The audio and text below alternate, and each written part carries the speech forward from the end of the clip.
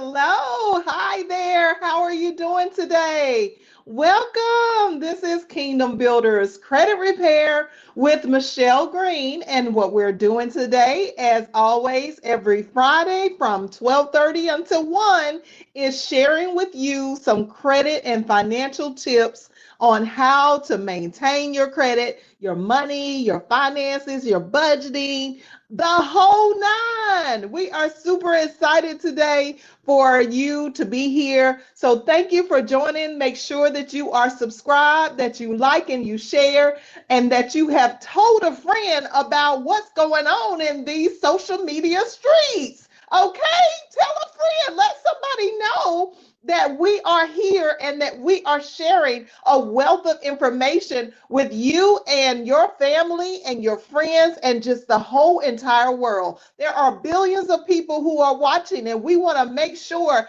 that you are in the loop every single week pertaining to your credit and your finances and anything that we can do to help you in this arena. So again, my name is Michelle Green. I'm the founder of Kingdom Builders Credit Repair, and also you may know me from being the founder of Kingdom Builders Business University, but we're not talking about business today. We're talking about personal credit. Yes, we are. So I wanted to talk about today home buying. What is the home buying process for someone who is trying to purchase a home? Because when we have a client in our credit repair program, which is a 12-month program, by the way, we kind of break it up into 6 months and 6 months at a time, but we have a program where most of our clients, I would say probably about 90% of our clientele are here so that they can purchase a home. So since this is such a big thing for our clientele, what we want you first to know is that here at Kingdom Builders Credit Repair, or short for KBCR, what we do is help people to position themselves for home buying, but really to be in position to purchase any type of large loan amount. And we're talking about $100,000 or more. Every single client that we have is positioned to receive over $100,000 in a debt or a loan of some kind. So what we want to do first, as always, is just talk a little bit about credit, and then we'll jump into the whole home buying process. And I want to also touch a little bit on home refinancing as well as selling your home. All right, from the credit perspective, not the realtor or the real estate agent perspective, but from a credit perspective and what you need to prepare for. Okay, so let's talk about what credit is first, as we always do. We should know by now, if you've been watching our series on TV, you should know by now that credit is something that you are going to contract your agreement with as a trade-off for money that you don't have right now. So what does that mean? That means that if you don't have enough cash, if you are working a job or if you're working a business and you don't have enough money to pay for buying a home or buying a vehicle or obtaining some clothes from a particular store that you want to purchase from, then you can put it on credit. But that is an exchange. It is a committed contract agreement between you and that creditor to say that you're agreeing to pay back the debt no matter how long it takes you, based on the terms and conditions of the contract agreement, right? We all seen those terms and conditions, but I know we haven't actually read those terms and conditions. All right, but that's all right. That's quite okay. But we want to make sure that we understand our commitment in the whole equation. Because when we are looking at purchasing anything, if we are looking at exchanging our money for credit, because we don't have the enough money or cash to really make the exchange of what it is that we want right now, then we just want to have a conscious mindset that we are agreeing to pay back this money for what we have exchanged it for, regardless of what situations or circumstances come up in our life.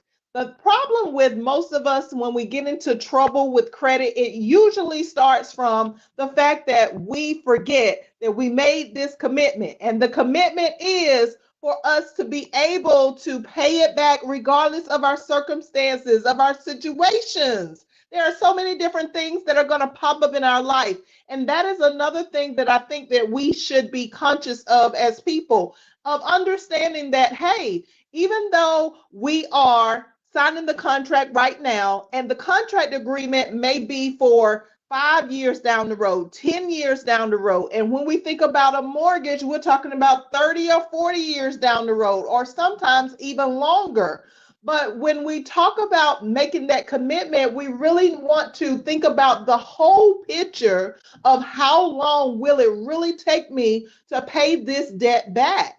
And we want to be conscious enough that we are planning ahead of the terms and conditions, not just accepting what terms and conditions that the creditor gives us, but also to be able to position ourselves so that we could actually set up our own terms and conditions of how we're going to pay back that debt. So what do I mean by that? I'm saying that we can literally decide if we're going to pay $100 a month, if that's the term and condition, or if we want to pay $150 a month so we can pay off the principal balance a lot faster. So we have learned previously that we should be paying bi-weekly or weekly if we can, correct?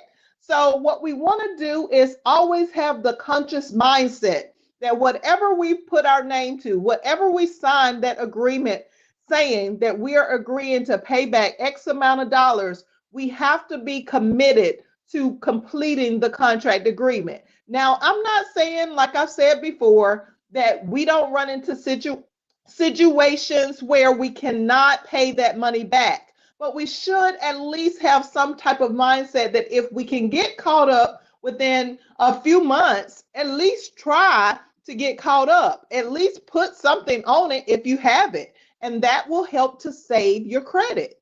We'll talk about that another day. But today, I would like to really dive into the fact that we are going to be talking about home buying. So we get so many questions around, what does my credit need to be like? What kind of scores do they look for? What is it? What is the actual process from a credit perspective of what it looks like for a client to go through our program and to end up on the other end a homeowner? We have had, I would say probably, hundreds of thousands of people who have come through our program, who have purchased a home, who have refinanced their homes, and also who have sold their homes and bought another house on top of that one, or maybe two or three. So we've had several people who have come through our program and done that, but we get always this question around, what does the process look like? How long will it take me? Can I get it done in 30 to 60 days? So let's talk about that for a second.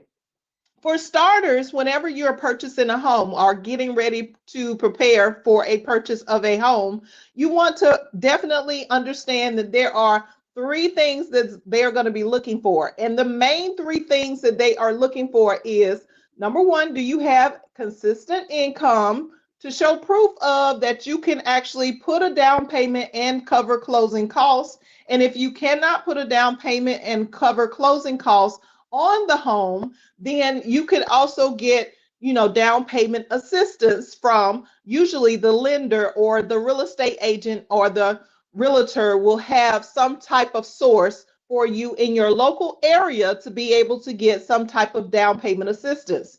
Well, number one, if you're on the job and you have a 401k, then that's going to be the original thing that you'll need in order for you to have the money set aside for your home. So it's not just about the income like we talked about last week, but it's also about having enough money to put down on the mortgage. So it's actually going to cover like 1 month of your mortgage payment. And then on the back end, the closing costs are like your title fees and all of the different things that it takes for the attorney and for the lender to be able to close the actual loan after it has gone through underwriting. So the initial process of you making sure that you are positioned for buying a home is consistent income.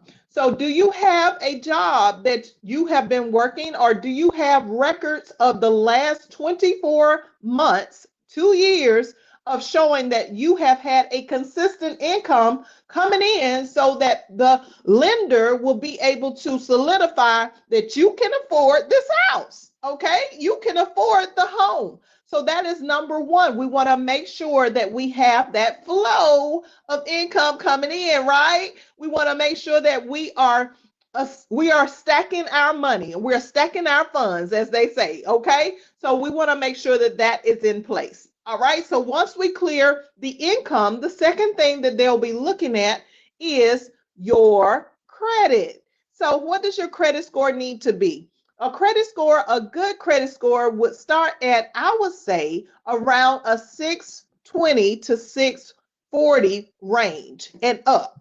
So if you are around the 620, 640, preferably and recommended a 640 is where the lender would minimally want you to be at in order for you to gain a regular conventional mortgage loan.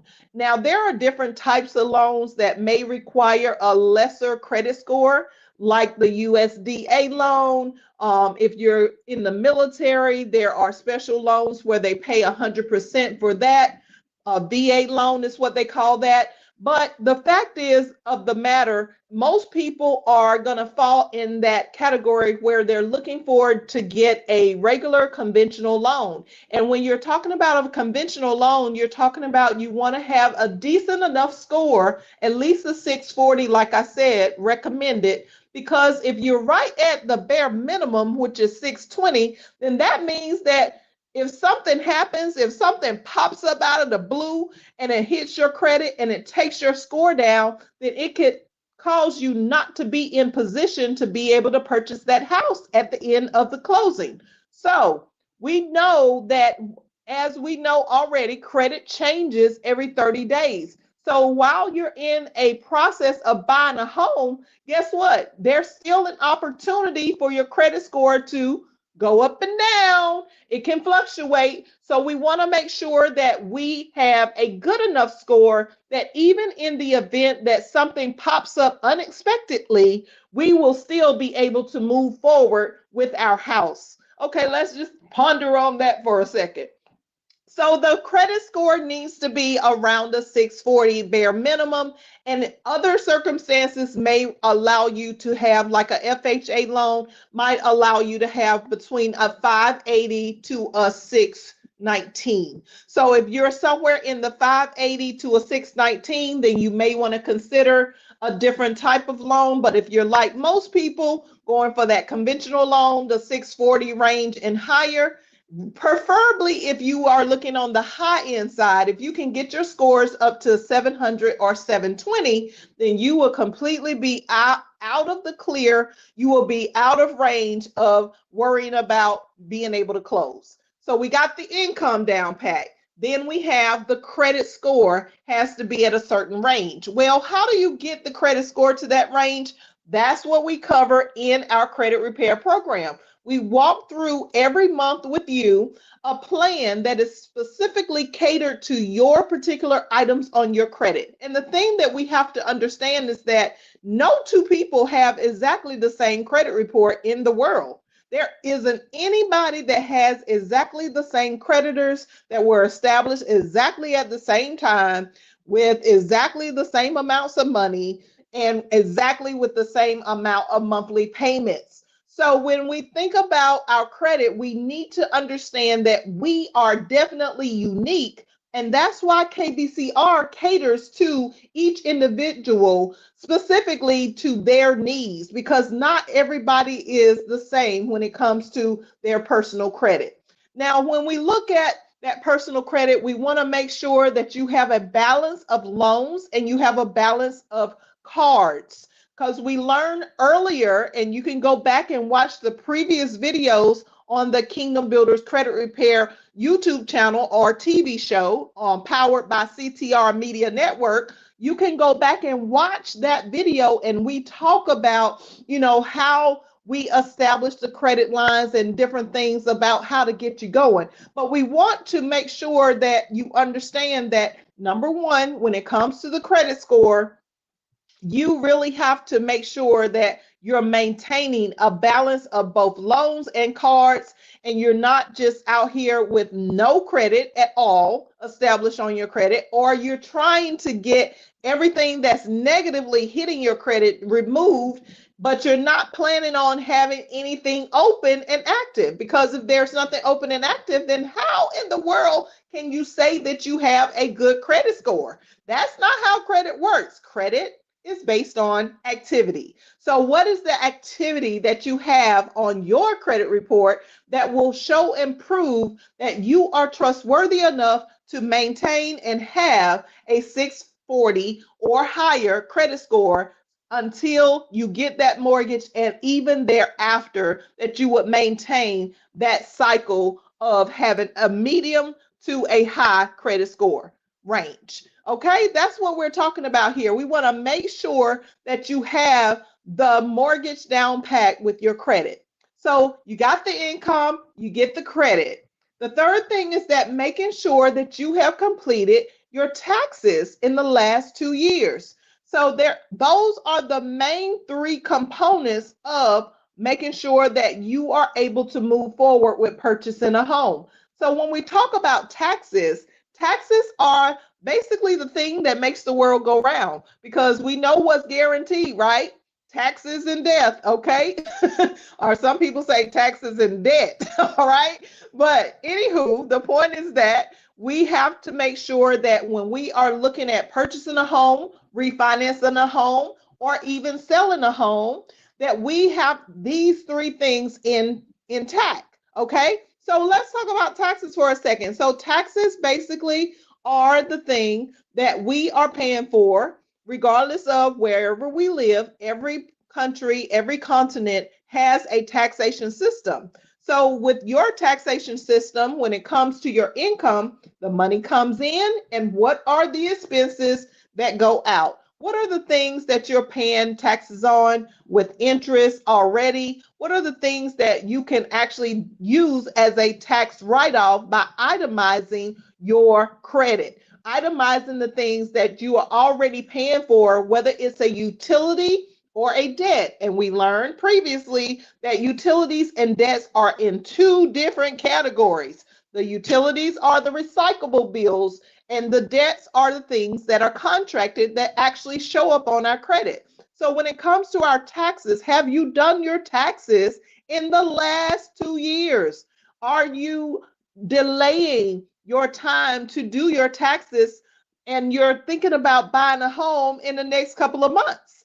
Now that's going to pose a problem, because what seems to happen is, if there's no record of you having your taxes completed, which basically says that, hey, I'm a law-abiding citizen here, and I am making sure that I can prove that what my income is on my job or business is the same that is reporting on this tax statement. So that's the reason why there is a double assurance of making sure that you have that income intact. But it's also so that we can see exactly what the expenses are. What are the extra things that you're paying? Which is why in the tax arena, we look at how much is the income, and then what are the adjusted gross income amounts. Adjusted gross income amounts only exist when you look at the things that you have paid for. Do you contribute to nonprofit organizations? Are you making any donations? Are you tithing or giving to any type of charity, providing any type of offering to a nonprofit organization? Do you like helping people in the community, but maybe you just hadn't wrote off what you've done? Do you like going to like Goodwill and giving away the things that you no longer use in your household? Those are all tax write-offs, things that we would deduct from our actual income so that we would be in a certain tax bracket. Now, when we talk about that tax bracket in the terms of buying a home, though, what we want to show is that we are making a decent amount of money with that adjusted gross income. So again, We're talking about the income coming in. We got our expenses and the different things that we have contributed to that we are deducting from our total income to get our adjusted gross income. And that adjusted gross income needs to be in the last 2 years added together to see if you qualify to purchase a home of a certain amount. So let's say, for example, you're going for a $300,000 house. Well, a $300,000 house, you would probably want to show in the last 2 years that you've made close to $100,000 because we're talking about you being able to pay off $300,000 plus interest. So therefore, you need to show proof that you are making a decent amount of income. And if you're nowhere close to that range, then it can be adjusted by the fact that you don't have as much debt to pay off. So if you are the kind of person who maybe you don't have as high of an income and it doesn't show on your taxes that you made that much in the last 2 years, what you can do is offset that by the income that you do have. Let's say that's only about $60,000 to $70,000 in the last 2 years on your adjusted gross income. And then you turn around and say, well, I don't really have enough. I don't really have a lot of debt. So if you don't have a lot of debt, guess what? You would qualify still to be able to purchase, possibly depending on where your credit score is. So you see the three components, they all tie together. They're married to each other. So it's not as though that you would be able to utilize one without the other when it comes to home buying. You have to be in the right position to be able to buy the home. You have to be in the right position to be able to do what it is that you need to do, but you have to implement those three components. So taxes are, something that a lot of us don't really want to deal with, but the truth of the matter is, it's really not that difficult to engage into knowing exactly what your taxes are going to be like for the year, because you're really in control of that. And when I say in control of it, think about it like this. Now, you know whether or not you pay property taxes, whether or not you pay taxes for the school, whether, you got kids that go to school, right? So we're paying for the things that taxes provide. So taxes provide a fire department, a police department, hospitals, public schools. All of those things are things that we pay from our taxes. So what have you contributed to that maybe you're not actually implementing on your taxes when you do your taxes every year, so that you can actually get a better break, or even adjust that according to how much you have given in tithe and offering or to charity? Because when it comes to tithe and offering, that's for those who believe in God. And for charity, most of the time is labeled for those who don't necessarily believe in God. And that's absolutely fine. But the thing is that whether or not you believe or not, it's still a form of taxation that you can write off on your taxes. So our goal for purchasing a home, our goal for being able to refinance a home, is to get ourselves up higher with our credit, making sure that we have our income down pat, and also making sure that we have our taxes taken care of. So income, credit, and taxes are our three components to making sure that we can purchase a house, making sure that we can refinance, or that we can sell our homes and buy another one. Now, I want to talk just a little bit about the refinancing. Normally with refinancing, our lenders are looking for a score of about 680. But they also will still need the last 2 years of taxes. They will also need verification of your income from your employer or from you as a business owner. Okay, so if you're not keeping track of what you're bringing in, especially the business owners out there, and y'all know in Kingdom Builders Business University, I teach my students they better have their stuff on paper. And whatever's on paper, it better be correct. And that's why we have created that business university, so that we can educate entrepreneurs how to do business the right way, how to make sure that you look good on paper and you are correct about what you're doing in your business. But you can go to www.kbbullc.com if you're interested in our business school. But back to credit, you want to also make sure that you have your profit and loss statement if you are an entrepreneur and you're trying to purchase a house. You want to make sure that you have some type of budget, an expense sheet, something that's going to show where that money came from and is it going to the right place? Like what I'm saying is, do you have your money like going to different banks? Do you have your income flowing into different sources? Or you got to pull from a Cash App or from a Chime or from some other source and then pull all the money together? Well, I would advise you guys to make sure that you have one account for the income and then for everything else have a different bank account. Whether it's a business bank account or a personal bank account, your income should be going to one place. Okay? We need to make sure that if we're receiving an income, especially for those who are entrepreneurs, if you have different businesses, make sure your income is going to that particular business bank account and not several different ones and you're mixing up money. So that when you get ready to go to the table with the lender to see if you are qualified for financing, they don't have to ask you for paperwork 1,000 times.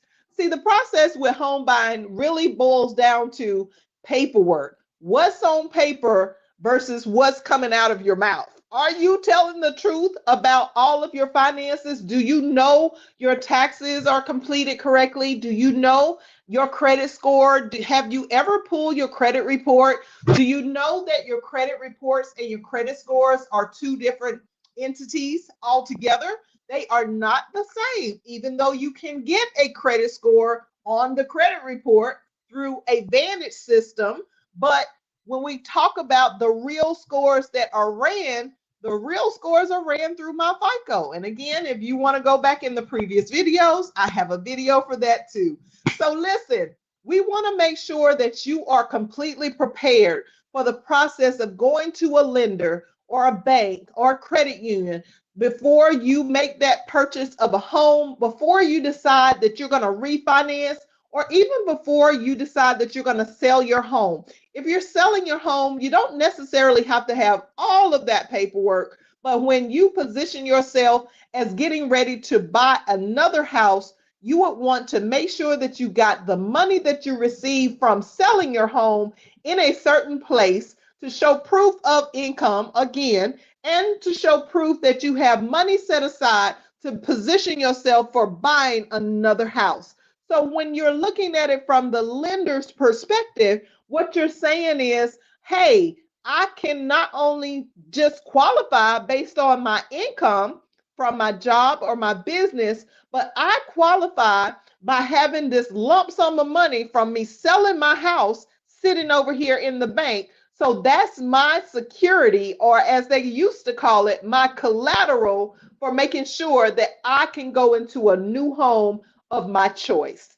That's how we make dreams come true here at KBCR. We tell you the truth. We give you the nitty gritty. We're giving you things that everybody else is not going to tell you, but it's specifically catered and customized to your particular credit. So if you haven't signed up yet, go ahead and click that link. Actually, I first would like for you to make a comment about this video so that we can know that we are giving you some meat and potatoes. We're giving you something that is really implementing your life and making changes to your financial and credit situations. Okay, and then secondly, I want you to make sure that you're subscribed to the Kingdom Builders Credit Repair YouTube channel that is powered by CTR Media. We want to make sure that you are connected with us so that anytime that we share any tips on credit and finances, that you get it firsthand, live here from 12:30 to 1 on Fridays, every Friday. We love seeing you guys. We thank you for watching, and we will see you next week. Take care.